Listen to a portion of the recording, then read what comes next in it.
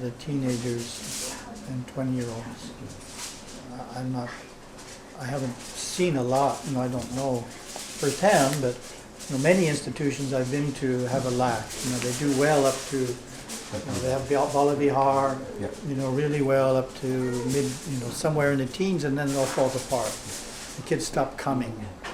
And so the group is, you never see anyone over a certain age there, or very few. Say 50, go to an activity, a temple festival, you say 50 kids under age 13 and 2 kids in their teens. Where did they all go? So they lost interest. The temple as an institution wasn't able to hold their interest. So it's the kind of thing that interested parents could try and get the temples to do better, I think.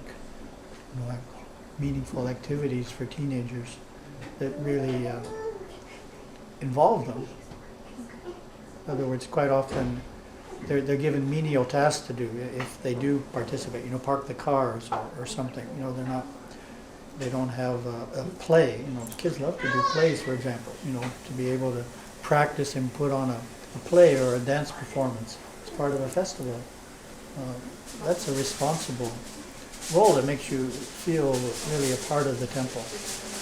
So, and those kinds of things can be motivated by concerned parents. The temple itself won't necessarily come up with the activities. So concerned parents can try and work through the institution to meet the needs of the age group that their own children are in better. And our emotions create colors.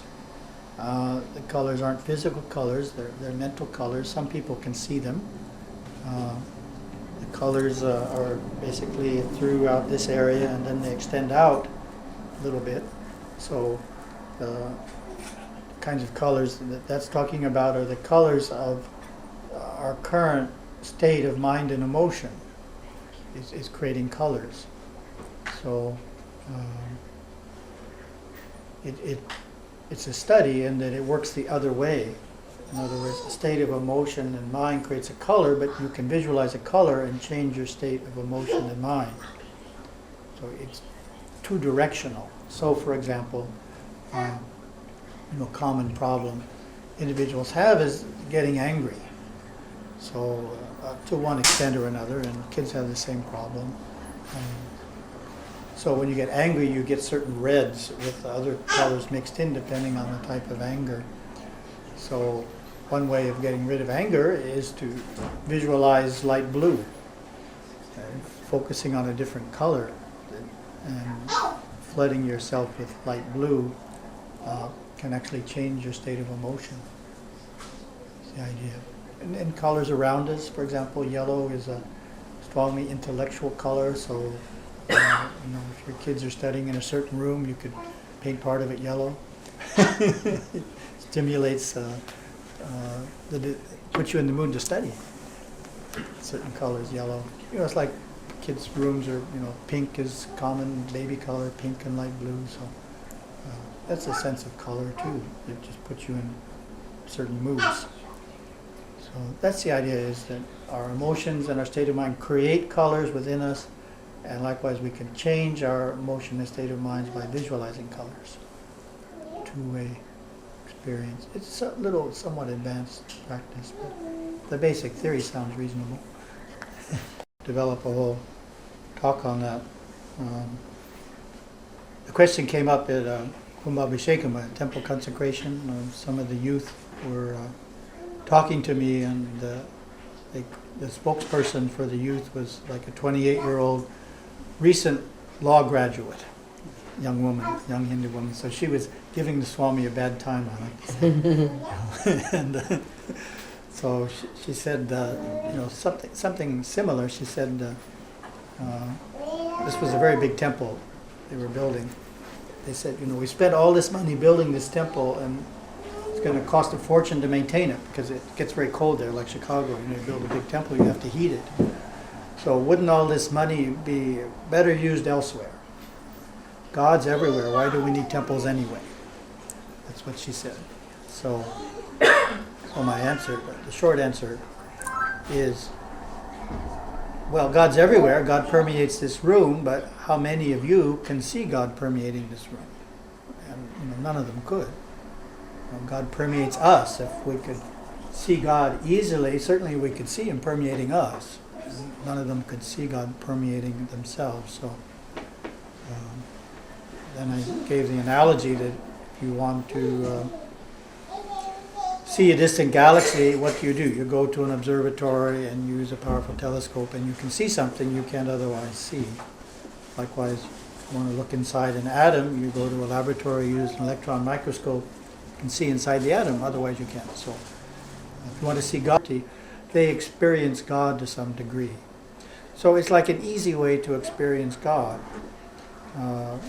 Other ways can be more advanced and not work for some people. So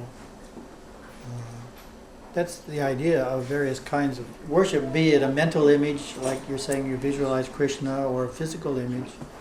Most individuals do better with some kind of form in feeling that they're experiencing God or moving closer to God. So it's like a helpful tool. It's a tool to help us move closer to God, but it's not a required tool. As you say, there's so many different ways of doing it.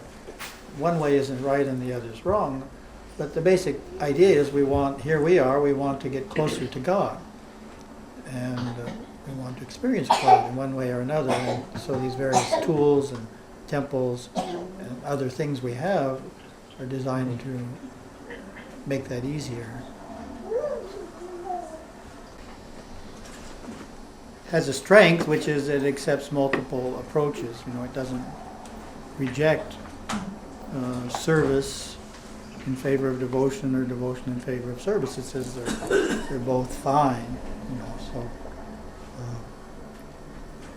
well, I'd say the idea is that